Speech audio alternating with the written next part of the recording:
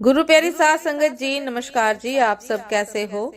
आशा करती हूँ बाबा जी के श्री चरणों में अरदास करती हूँ कि मालिक की कृपा से, निरंकार दातार की मेहरबानी से आप सब बहुत खुश होंगे, मौज बहार में होंगे और अवश्य ही भजन सिमरन में होंगे। साध संगत जी, मैं हाजिर हूँ आज आप सभी से एक बहुत ही खूबसूरत साखी साझा करने के लिए। उम्मीद करती हूँ ये साखी आप सभी को बहुत पसंद आएगी। तो साथ संगत जी, चलिए आइए समय न गवाते हुए साखी को आप सभी से साझा करते हैं जी। साथ संगत जी, 3 व्यक्ति एक सिद्ध गुरु से दीक्षा प्राप्त करके वापस लौट रहे थे। गुरुजी ने उन्हें आध्यात्मिक ज्ञान के साथ साथ व्यवहारिक होने की भी सीख दी थी। तीनों तमाम ग्रंथों पुराणों पर चर्चा करते हुए आगे बढ़ते जा रहे थे। बहुत समय चलने के बाद उन्हें एहसास हुआ कि अब उन्हें कहीं विश्राम करना चाहिए और रात गुजार कर ही आगे बढ़ना चाहिए। वे एक जगह रुके और खाने की पोटली खोजी, पर दुर्भाग्यवश उसमें एक ही रोटी बची थी। तीनों ने सोचा कि इसे बांट कर खाने से किसी की भूख नहीं मिटेगी। अच्छा होगा कि कोई एक ही इसे खा ले, पर वो एक व्यक्ति कौन हो ये कैसे पता चले। साध संगत जी, चूंकि वे आध्यात्मिक अनुभव करके लौट रहे थे, इसलिए तीनों ने तय किया कि इसका निर्णय भी भगवान पर छोड़ देंगे। भगवान ही कुछ ऐसा इशारा करेंगे कि समझ में आ जाएगा कि रोटी किसे खानी चाहिए। और ऐसा सोचकर वे तीनों लेट गए। थके होने के कारण जल्द ही सबकी आंख लग गई।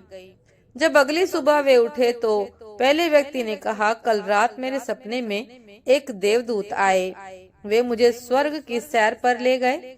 सचमुच इससे पहले मैंने कभी ऐसे दृश्य नहीं देखे थे। असीम शांति, असीम सौंदर्य मैंने हर जगह देखा।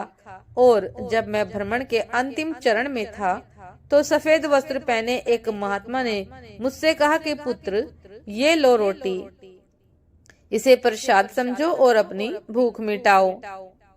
साध संगत जी, पहले व्यक्ति ने अपनी बात खत्म ही की थी कि दूसरा व्यक्ति बोला, कितनी अजीब बात है, मैंने भी बिल्कुल ऐसा ही सपना देखा।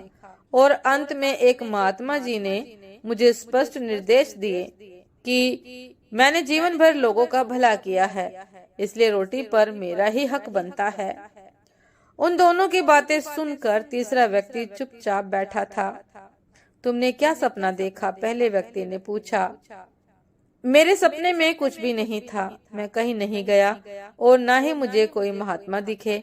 लेकिन रात में जब एक बार मेरी नींद टूटी तो मैंने उठकर रोटी खा ली। अरे, तुमने ये क्या किया? ऐसा करने से पहले तुमने हमें बताया क्यों नहीं? बाकी दोनों ने गुस्से से पूछा।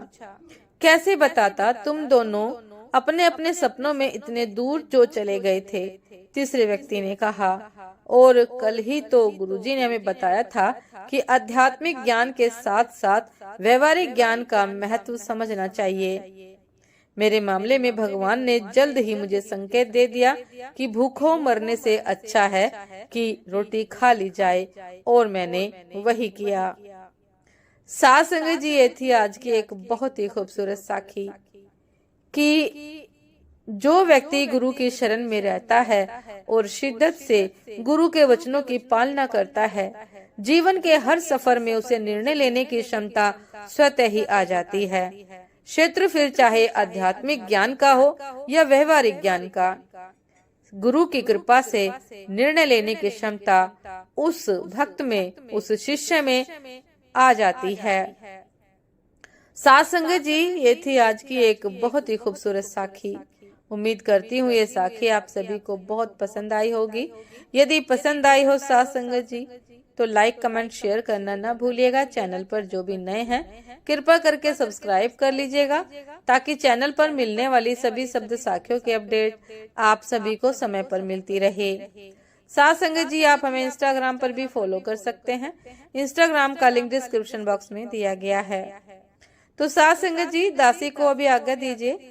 आपसे फिर मुलाकात होती है एक नए शब्द साखी के साथ, एक नए खूबसूरत विचार के साथ।